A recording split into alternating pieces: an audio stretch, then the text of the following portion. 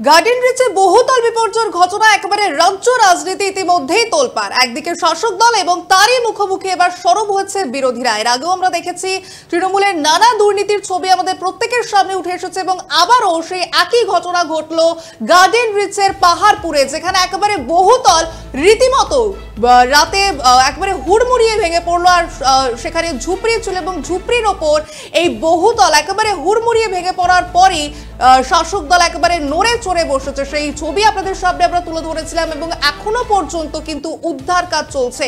মৃতের গোটা ঘটনায় মৃত্যু হয়েছে 9 জনের, সেই মর্মান্তিক ছবিও আপনাদের সামনে তুলে ধরেছিলাম এবং ইতিমধ্যে এই গোটা ঘটনায় প্রমোটারকে গ্রেফতার করা হয়েছে এবং কিভাবে বেআইনি নির্মাণ সেই খোঁজে রাজ্যের শাসক দল এবং প্রশাসন। এবং বারংবার যে খবর আমাদের সামনে উঠে এসেছে, আমরা দেখেছি সেখানে মুখ্যমন্ত্রী মমতা বন্দ্যোপাধ্যায় এবং রাজ্যের শাসক দল সেখানে পৌঁছেছে, একই সঙ্গে সেখানে বিরোধী দলও কিন্তু এসে উপস্থিত হয়েছেন। এবং আপনাদের প্রথমেই যে বক্তব্য সেখানে শোনাবো, যেদিন এই ঘটনা ঘটেছিল অর্থাৎ গত পরশু, তারপরেই কিন্তু একেবারে মাথায় ব্যান্ডেজ করে সেখানে উপস্থিত হয়েছিলেন মুখ্যমন্ত্রী মমতা বন্দ্যোপাধ্যায় এবং যারা আহত হয়েছিলেন তারা এবং তাদেরই পাশাপাশি যারা মৃত হয়েছিলেন তাদের পরিবারকেও তিনি কিছু মূল্য দেওয়ার ঘোষণাও করেছিলেন। এবং সেখানে উপস্থিত হয়ে ঠিক কি বলেছিলেন মুখ্যমন্ত্রী মমতা বন্দ্যোপাধ্যায় প্রথমেই শোনাবো আপনাদের।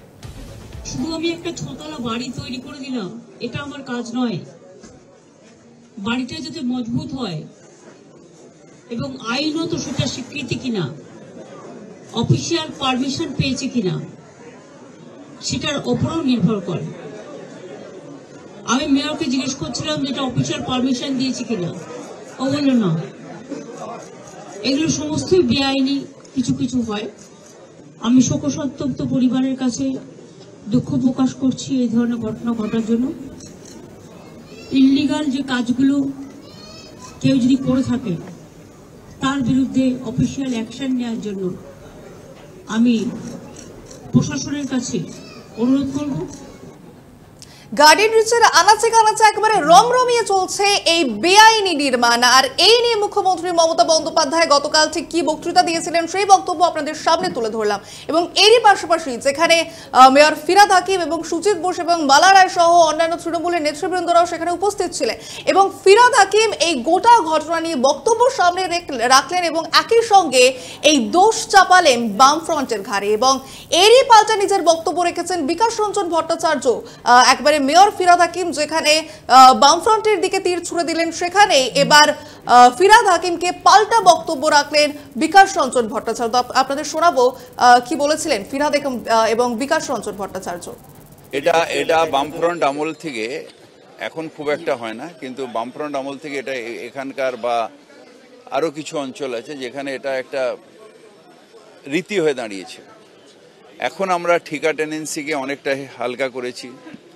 বিএলআরওতে আগে যেতে যেতে পায়ের চটি ক্ষয়ে যেত, তারা পারমিশন পেত না, সেই জন্য ইলিগাল করতো, আমি শুনেছি এসে। সেই জন্য বিএলআরও অফিসটাকেও নিয়ে গেছি কর্পোরেশনে, মানে অ্যাডেড এরিয়ার বিএলআর অফিসটাকে। ঠিকা টেনেন্সিটাকে একেবারে ইজি করে দিয়েছি।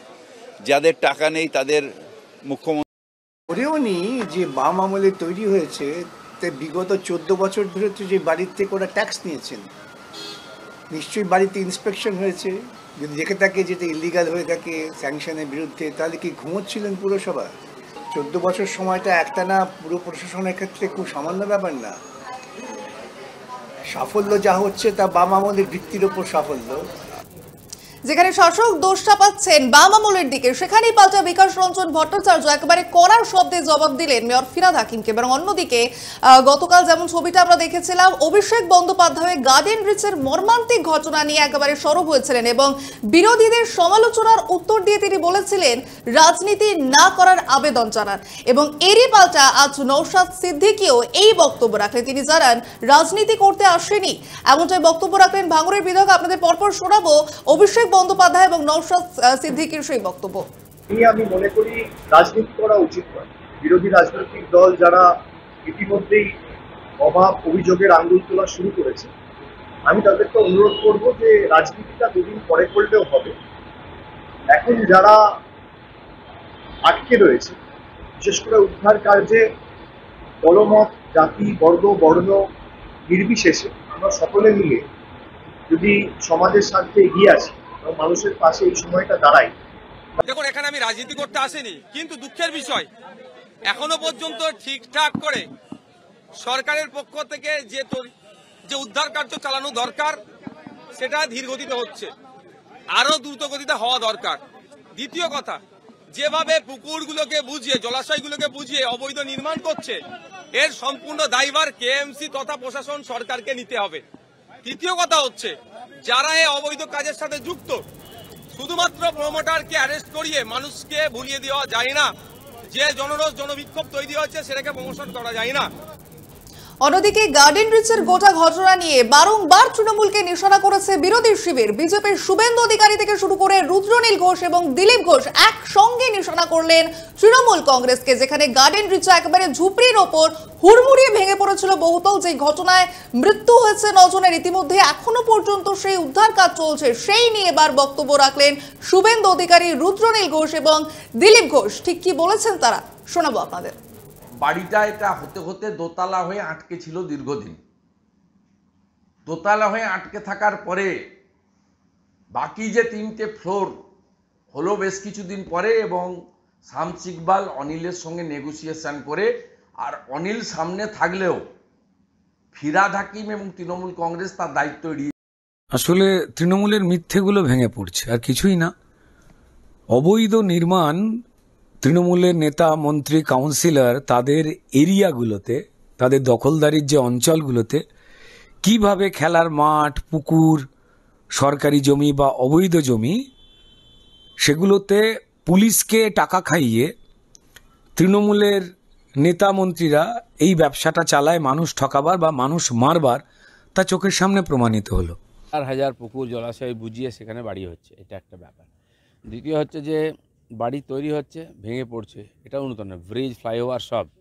দেখুন, এতে যেমন রাজনীতি নেতা, এমএলএ, এমপিরা, কাউন্সিলররা যুক্ত আছেন, ঠিক সেরকম সরকারি কর্মচারী যারা অবৈধ এই নির্মাণকে অনুমতি দিয়ে দিচ্ছে টাকা পয়সা নিয়ে।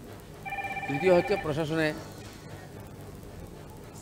শাসকের বিরুদ্ধে একেবারে সরব হয়েছে বিজেপি। একেবারে শুভেন্দু অধিকারী থেকে শুরু করে রুদ্রনীল ঘোষ এবং দিলীপ ঘোষ একই সঙ্গে যে বক্তব্য রাখলেন, অর্থাৎ তৃণমূলের মিথ্যেগুলি দিন প্রতিদিন যেন ভেঙে পড়েছে। নেতা, প্রমোটার, কাউন্সিলর এবং একই সঙ্গে তৃণমূল গোটাটাই মিলে গেছে এবং রমরমিয়ে চলছে সেই বেআইনি নির্মাণ। আর সেই নির্মাণের কারণেই কিন্তু আজ আমাদের প্রত্যেকেই গার্ডেন রিচের ছবি সামনে দেখতে হচ্ছে, যেখানে ভয়াবহ একেবারে মৃত্যু মিছিল চলছে বলা যেতে পারে। কিন্তু সেখানকার সাধারণ মানুষ তারা কোথায় যাবে, তাদের কি প্রতিক্রিয়া এই গোটা ঘটনাকে কেন্দ্র করে, যেখানে একেবারে রাজ্য রাজনীতি তোলপাড়, সেখানে সাধারণ মানুষ কিন্তু এখনো পর্যন্ত আতঙ্কে ভুগছে।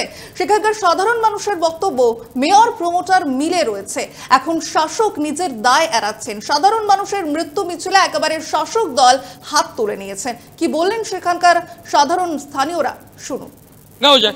শুধু মানুষ যাবে, ওর যে মানে সারা জীবনের যে কামাই করে যে টাকা থেকে কিনেছে, ওর পুরো টাকা যাবে, প্রমোটার পুরো গায়েব, গভর্নমেন্ট নিজের হাত উঁচু করে দেবে। আর এইসব পুরো কিন্তু মানে একটা দুটো নয়, পুরো গার্ডেন নিজের গোটার চত্বরে এখানে দেখবেন পুরো গার্ডেন নিজে এত প্রমোটার যার বাড়িতে খাবার ঠিক নেই, সেই প্রমোটার স্যাংশন হচ্ছে বিল্ডিং, যত G+3 স্যাংশন হচ্ছে, G+3 হোক, G+4, G+5, এর মধ্যে পুরো গভর্নমেন্টও ইনভলভ আছে। উপরে যে ফ্লোর নির্মাণ করেছে এটা তো প্রমোটার করেছে। একদিকে শাসক বিরোধী তরজা লেগেই রয়েছে, সামনেই লোকসভা নির্বাচন এবং লোকসভা নির্বাচনের আগে এই ভয়াবহ দৃশ্য কিন্তু আবার উঠে আসছে গার্ডেন ব্রিজ থেকে, যেখানে একেবারে হুড়মুড়িয়ে ভেঙে পড়েছে বহুতল এবং সেখানকার ঝুপড়ির ওপরে একেবারে লাগো, একেবারে আনাচে কানাচে যেন সেই বেআইনি নির্মাণের ছবি উঠে আসছে আমাদের প্রত্যেকের সামনে। ঘিঞ্জি এলাকা জুড়ে চলছে রমরমিয়ে এই বেআইনি নির্মাণ, কিন্তু তারপরও কিভাবে দায় এড়াচ্ছে শাসক দল, এই প্রশ্ন কিন্তু সাধারণ মানুষের পাশাপাশি আমরাও তুলছি। আর সেই উত্তরের খোঁজে রয়েছে 24 আওয়ার্স টিভি এবং আপনাদের অবশ্যই নজর থাকুক আমাদের দিকে।